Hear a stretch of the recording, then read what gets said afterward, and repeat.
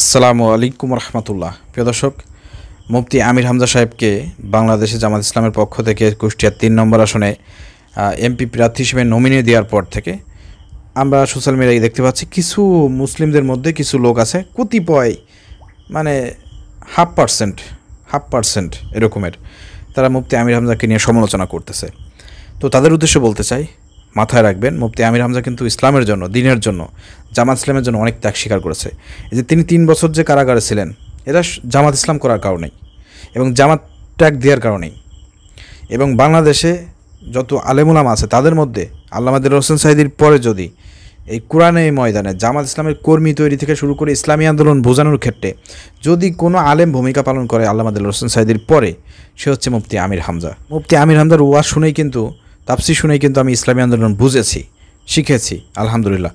মুফতি আমির হামজা যখন বাংলা জামাত ইসলামের নাম নেওয়া যাইতো না, ওয়াজ মাহফিল থেকে শুরু করে সব জায়গা জামাত ইসলামের একটা আতঙ্কের নাম ছিল, তখন মুফতি আমির হামজা কিন্তু ওয়াজ মাহফিলে সেখানে ইশারা ইঙ্গিতে তিনি কথা বলেছেন, ইসলামী আন্দোলনের পক্ষে কথা বলেছেন। সেই দিনগুলোর কথা কি আপনারা ভুলে গিয়েছেন? অবশেষে বিভিন্ন মাহফিল তার বন্ধ হয়ে গেছে 144 ধারা জারি, শুধুমাত্র জামাত বক্তা, জামাত ট্যাগ লাগানোর কারণে। জামাত ট্যাগ থাকার কারণে বিভিন্ন জেলায় ঢুকতে পারতো না, বিশেষ করে আমার এই ফরিদপুর জেলায় ঢুকতে পারতো না আমির হামজা। 144 ধারা জারি ছিল। তো কাকে আপনি কি বলতেছেন? দীর্ঘ 3 বছর ধরে আমির হামজা জামাত ইসলামের ট্যাগ থাকার কারণেই জেল খাটতে হয়েছে তাকে মিথ্যা মামলায়।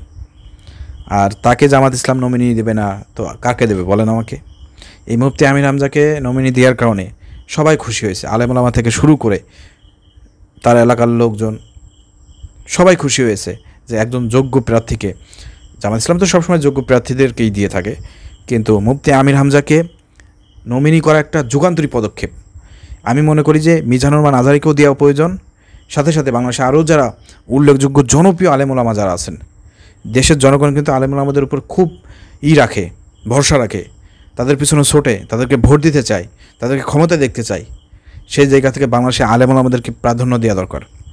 সাংগঠনিকভাবে জামাত ইসলামে যারা আছেন, সাংগঠনিকভাবে তারা দায়িত্ব পালন করুক, সাংগঠনিক কাজ যারা করতেছে সাংগঠনিকভাবে দায়িত্ব পালন করুক, কিন্তু সাংগঠনের বাইরে গিয়েও জনপ্রিয় যেসব আলেমুলামা আছে তাদের নিজ আসন থেকে সেখানে তাদেরকে প্রার্থী করা উচিত। এই ধরনের মতামত ইতিমধ্যে সবাই দিচ্ছে, আমিও দিচ্ছি। আমি সবসময় বলে আসতেছি, মিজানুর রহমান আজহারীর জনপ্রিয়তাকে আমাদের কাজে লাগাতে হবে। এই জনপ্রিয়তা যদি আমরা কাজে না লাগাতে পারি তাহলে ইসলামের জন্য আমরা কি করব? তো মিজানুর রহমান আজহারী এই জনপ্রিয়তা ইসলামের কী কাজে লাগবে? যদি ইসলামকে প্রতিষ্ঠার জন্য, ক্ষমতায় নেওয়ার জন্য আজহারীকে যদি আমরা ইসেই না পাঠাতে পারলাম, বোঝেন নাই? তো এই বিষয়ে আশা করি আপনারা বুঝতে পারছেন। এ বিষয়ে যারা, তো প্রিয় দর্শক, এ বিষয়ে কোনো বিতর্ক নাই। যারা সামান্য বিতর্ক করতেছেন, আপনার বুঝতে হবে এরা ইসলামের শত্রু, এরা ইসলামের দুশ্মন। দাড়ি টুপি জুব্বা পাঞ্জাবি যেটা পরেই সমালোচনা করুক না কেন, বুঝবেন যে ওরা আসলে ভালো চায় না, জামাত ইসলামের ভালো চায় না, ইসলামকে ক্ষমতায় দেখতে চায় না। ঠিক আছে? অতএব আমি বলবো, আপনাদেরকে অনুরোধ করবো, মুফতি আমির হামজার মতন এরকম 10 জন আলেমকে যদি বাংলাদেশের তাদের নিজ নিজ এলাকায় আমরা যদি প্রার্থী করতে পারি, তাহলে 10টা আসনের 10টা সিটই কিন্তু জামাত ইসলাম কনফার্ম হয়ে যাবে।